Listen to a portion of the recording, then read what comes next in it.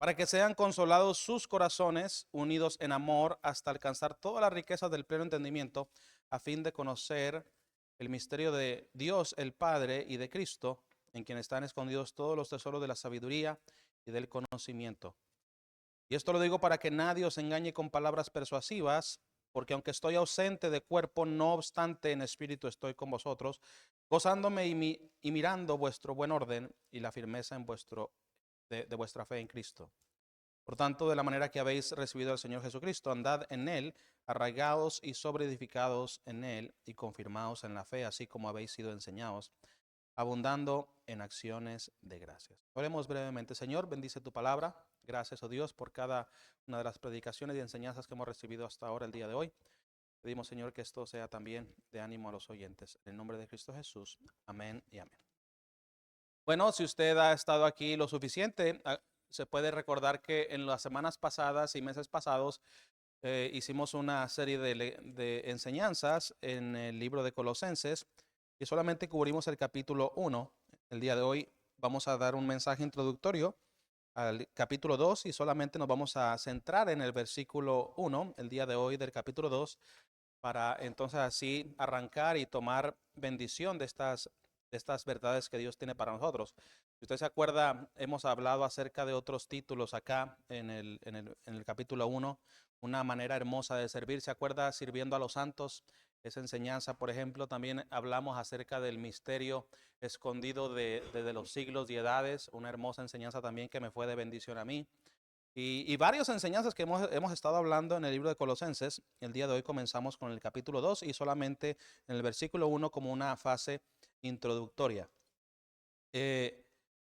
Nosotros estamos a punto de mudarnos a esta nueva propiedad y yo he predicado también, hermano mío, de parte de la palabra del Señor, que necesitamos tener visión. Amén. Visión para cuando nos mudemos, usted no se vaya simplemente a escribir la misma historia si no está haciendo nada, seguir haciendo nada. Vaya con una visión a este nuevo lugar para que entonces el récord y todo lo que usted está haciendo para el Señor pueda ser reconocido allá arriba con él. Este versículo nos va a dar una enseñanza hermosa porque habla de una lucha, y eso es de lo que vamos a hablar el día de hoy, una lucha que Pablo tenía.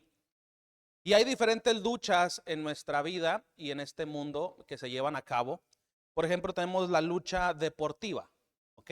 Hay lucha deportiva, hay combate deportivo, boxeo, yo no sé, wrestling y lucha libre, etcétera. Pero todo eso es deportivo. Existe la batalla también legal, existe la guerra que se está llevando ahorita en estos tiempos en diferentes partes del mundo.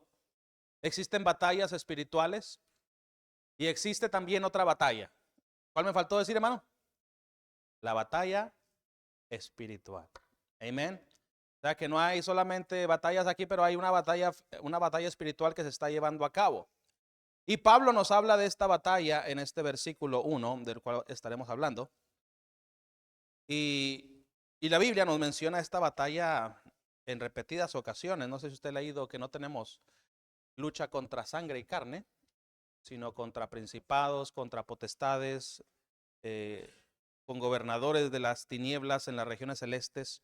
O sea que hay una lucha y Pablo dice aquí en el versículo 1, porque quiero que sepáis cuán gran lucha sostengo por vosotros. Así que vamos a hablar de esta lucha. En primer lugar, yo quiero darle ahí la naturaleza de esta lucha. Es solamente lo que vamos a estar tocando el día de hoy. ¿De qué tipo de lucha estamos hablando aquí cuando leemos estas palabras? Estamos hablando de la lucha espiritual. Pablo está llevando a cabo una lucha espiritual por la iglesia de Colosas, una lucha de intercesión, una lucha de oración de manera física. ¿Cómo se lo pongo, hermano? Todo lo que hacía Pablo tenía efecto en las personas físicas, por decirlo así, pero también lo hacía de una manera espiritual. Cuando el apóstol Pablo iba y fundaba una iglesia, él iba y fundaba una iglesia e inmediatamente comenzaba una lucha por esa iglesia. ¿Por qué? Porque venían falsos profetas, venían falsos maestros, se infiltraban, comenzaban a enseñar herejías. Y Pablo desde la distancia tenía que estar sosteniendo muchas veces una lucha espiritual. ¿Cómo lo hacía? Vuelvo y repito, en oración, lo hacía en intercesión, en ayunos. Y lo hacía también de una manera activa o proactiva, mandando mensajeros, mandando cartas, mandando cosas para asegurarse que la iglesia esté en buen estado. Y él decía acerca de los colosenses que él sostenía una gran lucha por ellos y también por los que estaban en la Odisea. ¿Contra quién era esa lucha? Bueno, contra el diablo y sus agentes, contra las personas que querían el mal de esas iglesias, contra la cizaña que crece en medio, contra las raíces de amargura que planta Satanás en los creyentes, contra la falsa doctrina, contra los falsos profetas, como mencioné. Pablo sostenía una gran lucha. Es por eso que tenía que enviar a personas, como en el versículo 7 del capítulo 1, como lo habéis aprendido de quién, de Epafras, y aprendimos también acerca de él, ¿se acuerda? Nuestro consiervo amado, que es un fiel ministro para vosotros. O sea que Pablo, mi estimado hermano, echaba esta carga sobre sus hombros de luchar por las iglesias que él había establecido, y tenía extensiones fieles o extensiones confiables, como eso hemos aprendido los miércoles. Y cuando había un problema, si él no podía ir, él por lo menos decía: Tito, vete a Dalmacia. Crescente, ve a Galacia. Tito, vete a Creta porque la cosa se está poniendo difícil allá. Entonces él no podía estar en diferentes lugares, o sea, porque no era omnipresente, ni ninguno de nosotros lo es, ¿cierto? Pero tenía gente que le echaba la mano y que llevaban a cabo esa lucha. Esa lucha era en contra de Satanás y de sus agentes. ¿Y por quién era la lucha? Por las almas de los creyentes, amén. Por la firmeza de los creyentes, que no se fueran a extraviar. Pablo dice aquí en el versículo 1, porque quiero que sepáis cuán grande lucha sostengo por vosotros y por los que están en la Odisea. Y mire a quienes menciona. Y por todos los que nunca han visto mi rostro. Había personas que él conocía, había personas que lo conocían a él muy bien, y había otras personas que eran nuevos creyentes que ni siquiera habían visto el rostro del apóstol Pablo, pero que Pablo estaba preocupado por ellos, estaba sosteniendo una gran lucha por ellos. Y hermano mío, si usted se da cuenta, Pablo no es el único que tiene esa lucha. Nosotros también tenemos esa lucha. Hay una lucha que muchas veces nos olvidamos pelear, y es la lucha espiritual. Andamos peleando aquí, allá, en problemas de familia, en problemas de la nación, en problemas de la comunidad, pero nos olvidamos de que hay una lucha espiritual. Y hermano mío, según lo que yo aprendo aquí en este versículo de Pablo, es que él manifiesta que sí lleva a cabo esa lucha, y cuando se lleva a cabo esa lucha, Dios hace algo en el mundo espiritual. Hay cosas que se mueven. Hay piezas que se mueven en el universo cuando alguien lucha espiritualmente. ¿Se acuerda, por ejemplo, de Daniel? Él sabía que ya era el tiempo de regresar, como el pastor lo había dicho acá. De regresar porque se habían cumplido los 70 años por boca de Jeremías. Y él comenzó a confesar los pecados de Jerusalén y decir: hey, Señor, ya es tiempo, ¿qué pasa? Y dice la palabra de Dios que en el mundo espiritual, inmediatamente Dios mandó la respuesta. ¿Pero qué pasó?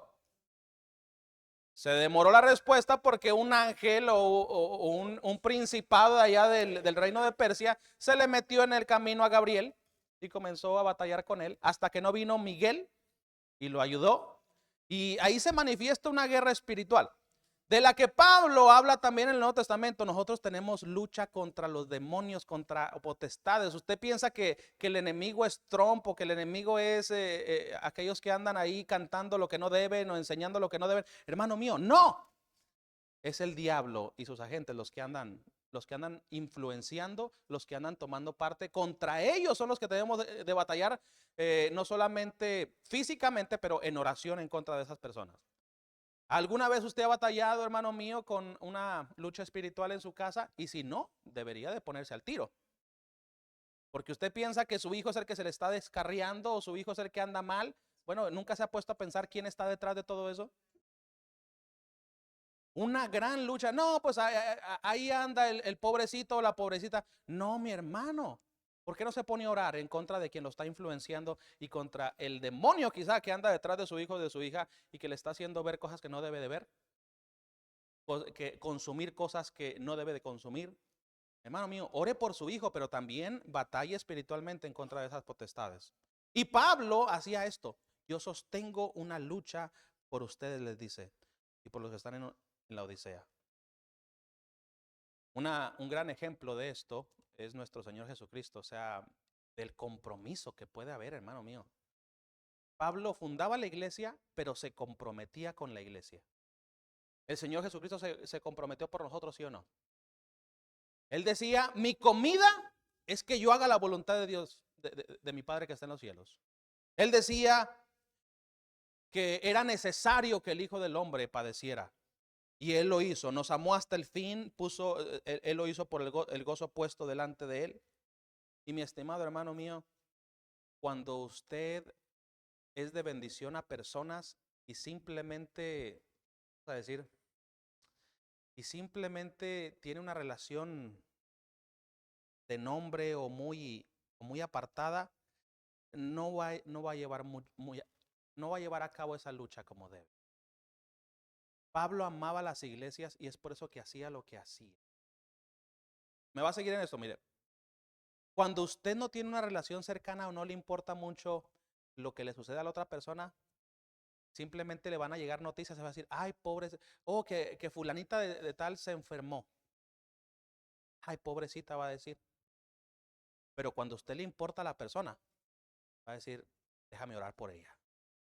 Especialmente si es alguien que usted ganó para Cristo. ¿Sabe por qué usted no se identifica mucho con el apóstol Pablo? Porque quizás hace mucho que no gana a nadie para Cristo y que no siente la necesidad de batallar por esa persona. Pero cuando usted gana a alguien para Cristo, escúchame bien, y usted ve que nació espiritualmente y comienza a venir a la iglesia y le comienza a echar ganas a esa persona, dice, men, ojalá y siga adelante. Y cuando tiene un problema, usted está ahí, hey, ¿qué necesitas? No vino a la iglesia, usted le está llamando, hey, fulanito, ¿qué pasó? ¿Dónde andabas?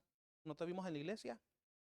Pero como usted no está sosteniendo ninguna guerra por nadie, usted llega a la iglesia, se sienta, si no vino fulano, si no vino sutano, a usted le da igual. No, mi estimado hermano, lo que Pablo nos está enseñando el día de hoy aquí es un compromiso con la gente. Un compromiso real, un compromiso que es proactivo en todo. Y como le vuelvo a repetir, hermano, las cartas que nosotros vemos aquí en el Nuevo Testamento son enseñanzas y son maneras en las que Pablo le está diciendo a la gente, tú me interesas. Tú me interesas de verdad. Desde la carta de Romanos, que es tremendamente teológica, hasta el regaño de los Gálatas, desde la enseñanza profunda de la carta a Éfeso, hasta la exhortación de los Corintios, Pablo está diciendo, yo estoy sosteniendo una lucha por ustedes. Un compromiso, una lucha que tenía con ellos. ¿Y por qué es necesaria esta lucha, mi estimado hermano? Es necesaria porque tratar con personas es bien diferente, es bien difícil. ¿Está conmigo en eso? Si usted va a hacer un compromiso con una persona, prepárese para una lucha espiritual y prepárese porque no va a ser fácil. Pablo había ganado personas para Cristo, estaba echándole ganas, pero seguían siendo personas, seguían teniendo una naturaleza pecaminosa. ¿Y por qué es difícil trabajar con personas, hermano? Porque no conocemos el corazón de las personas. No sabemos con qué intenciones vienen. Yo llegué aquí bien, ¿cómo se dice? Llegué bien tiernito, ¿verdad, pastor?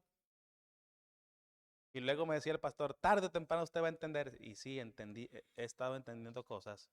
Porque llegaba una persona, pastor, y hay que ayudarle. Llegó aquí una persona, yo se lo he contado antes, pero llegó una persona, pero bien dramática, que ya lo tenía bien practicado. Y llegó según que necesitaba ayuda. ¿Y para qué está un pastor aquí? ¿Para qué está una iglesia? Pues para ayudar. Y esas personas allá afuera saben que uno tiene el corazón para eso. Pero ya sabe usted la historia que vino, que la estaban sacando del apartamento, ahí me tiene a las 5 de la mañana vaciándole el apartamento, tratando de buscar ayuda. Y todo, al final nos dimos cuenta que era un tremendo scam, que la señora había hecho eso por diferentes iglesias y que simplemente nosotros éramos los siguientes. Y eso le pone a uno la piel china y uno dice, ¿y cómo le voy a hacer para reconocer a la siguiente persona? Oramos por discernimiento de parte de Dios, amén.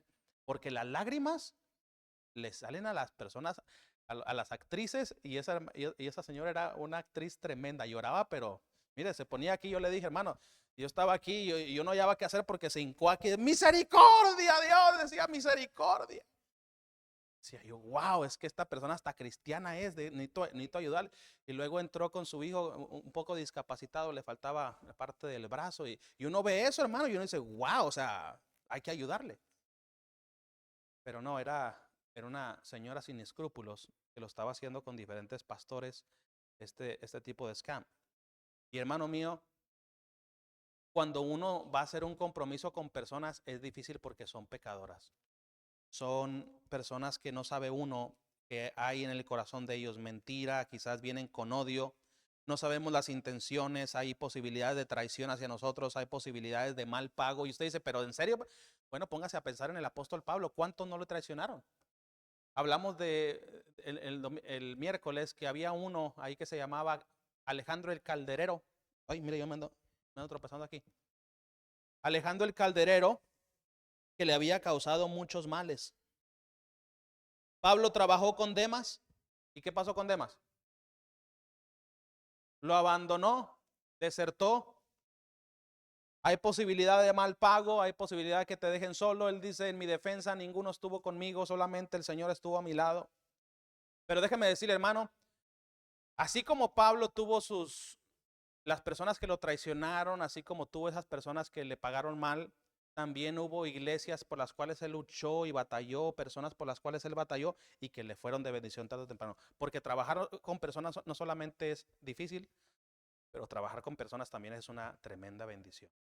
Es un retorno que te da, pero hermoso. Una satisfacción cuando Dios hace algo en la vida de alguien, ¿sí o no? Hay trabajos que traen satisfacción. Por ejemplo, alguien estaba diciendo de un trabajo, ya se me olvidó, pero mecánica. Cuando usted sabe de mecánico y que comienza a arreglar un carro que no prende y que le cambia la pieza, que le arregle el cable, que hace esto, que hace lo otro, y que cuando el carro prende, uno dice, wow, yo lo arreglé, ¿cierto? Y prende el carro y uno siente satisfacción.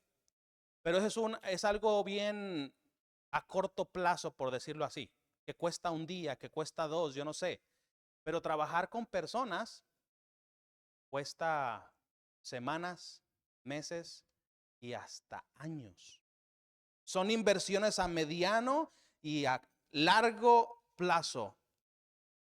Pero cuando Dios hace algo, hermano mío, es hermoso. Y usted lo disfruta.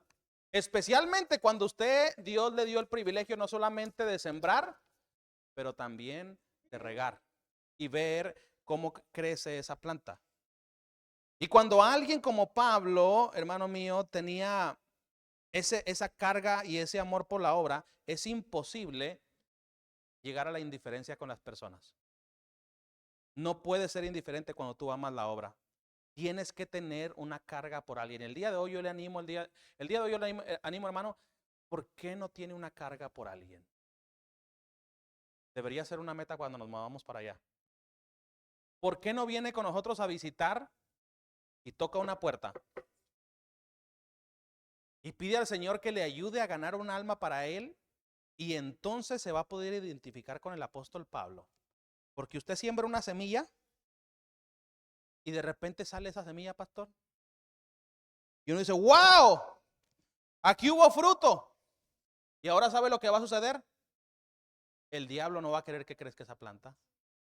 Y el diablo va a querer que meter una raíz de amargura. El diablo va a querer sembrar cizaña. El diablo va a querer hacer esto, lo otro. Y sabe, si usted aprende la lección el día de hoy, ¿saben quién se tiene que convertir? En alguien como Pablo. Sostener una lucha por esa persona. ¡Hey, hey! Satanás, de este lado. De repente Satanás va a querer utilizar a alguien de la iglesia, hasta de la iglesia, para hacer un mal comentario. Usted ve, oh, cuidado, porque eso lo puede usar Satanás para, ¿cierto? Y usted va a andar cuidando ¿cómo se llama? Esa plantita por todos lados, y usted va a ver que crece, que crece, que crece. Y de repente esa misma planta comienza a dar fruto. Pero si usted no es partícipe de ver algo así, entonces lo que yo estoy leyendo ahorita de Pablo, sostengo una gran lucha. ¿Quién sabe de qué lucha estará hablando ese Pablo? No, mi hermano, él plantaba algo y hacía lo que fuera por poder, por poder protegerlo y, y ¿cómo se dice? Y ver que salieran adelante. No, hermano, yo me identifico de esta manera con el apóstol Pablo, siendo pastor y teniendo varias plantas a mi cuidado. Pero cuando usted vea que un pastor, sea yo, si usted está en otra iglesia, un pastor le comienza a decir dice, cosas para su beneficio, tómelo de la manera correcta. Porque Pablo mandaba cartas y a veces eran, ¿cómo se dice? Cartas bien fuertes. Le decía a los Gálatas,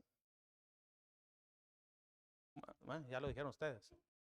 Pero ¿cómo les decía? Insensatos. A los corintios, ¿qué le decía? A ver si se acuerdan.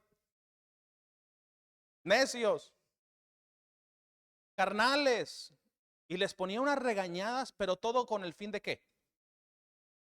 De ayudarlos.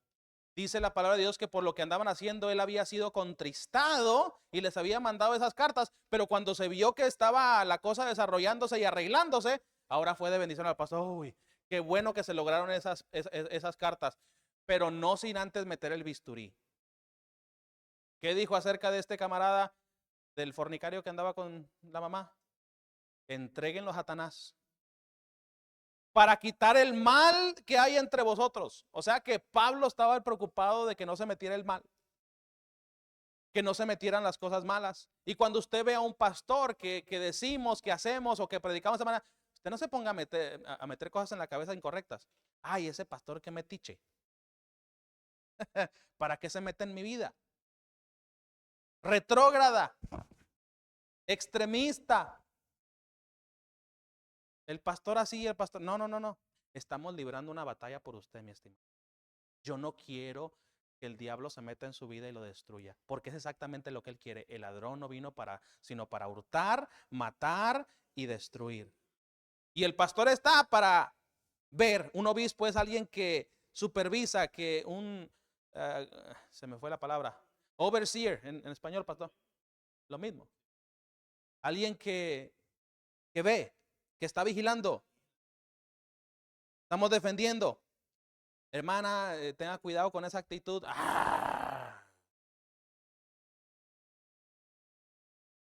No, hermano, es porque si usted sigue con esa actitud, se va a dañar a usted y va a dañar a otros. Y uno anda con el ojo abierto. Cuando predicamos acerca de convicciones, cuando predicamos acerca del pecado, y usted se siente aludido, ay, lo está diciendo por mí. Imagínese como que el pastor está ahí en la noche, a ver, ¿a quién le voy a tirar esta? ¿A quién le voy a tirar? No, no sé, dijo alguien por ahí, no se crea tan importante. Uno predica y prepara el mensaje para la congregación, amén. No, si Dios le habla a su corazón, porque anda mal en algo, arréglelo con él. Porque quizá Dios les está dejando saber antes de que algo malo venga a su vida. Venga a sembrar. Tome a alguien en discipulado para que entienda lo que le estoy hablando. Tome a alguien bajo su cuidado, debajo de sus alas, por decirlo así, y diga, hey, yo voy a cuidar a esta persona. Y enséñele y llámele y sostenga una lucha proactiva, pero también en oración. Ayune por esa persona y usted va a entender al apóstol Pablo. Qué hermoso sentir tenía él. Porque él dice, yo sostengo una gran lucha por vosotros, pero dice, ¿por qué? Para que sean consolados sus corazones, unidos en amor hasta alcanzar las riquezas del pleno entendimiento, a fin de conocer el misterio de Dios el Padre y de Cristo, que es lo que vamos a hablar en la predicación, ya que vamos a entrar a los diferentes puntos de esta enseñanza. Pablo no solamente quería que ellos fueran salvos, pero que crecieran en amor, que crecieran en conocimiento, que crecieran en conocer los misterios de la sabiduría, del conocimiento. Y él decía en el versículo 4, y esto lo digo, escuchen hermano lo que dice ahí, y esto lo digo para que nadie os engañe. ¿Sí ve el corazón protectivo de Pablo? Yo estoy luchando por ti, yo quiero que tú aprendas esto, que aprendas aquello, y esto te digo para que nadie te engañe. Y eso es lo que yo quiero, hermano, que aquí nadie sea engañado. Porque luego vienen jóvenes aquí o vienen hermanos, pastor, ¿y usted qué cree de esto? Y me salen con unos temas, pastor, que uno dice, ¿y a quién está escuchando este camarada? Anda escuchando cosas que no debe, se confunde y luego viene a cuestionar porque ya lo confundieron. Tenga cuidado a quien escucha. Tenga mucho cuidado a quien escucha. El día de hoy, hermano, simplemente le hago transmitir el día de hoy ¿cómo se llama? El sentimiento de Pablo. Sostengo una gran lucha por vosotros. ¿Sostiene usted una lucha por alguien? O le voy a hacer esta pregunta. ¿O simplemente tiene a alguien sosteniendo una lucha por usted?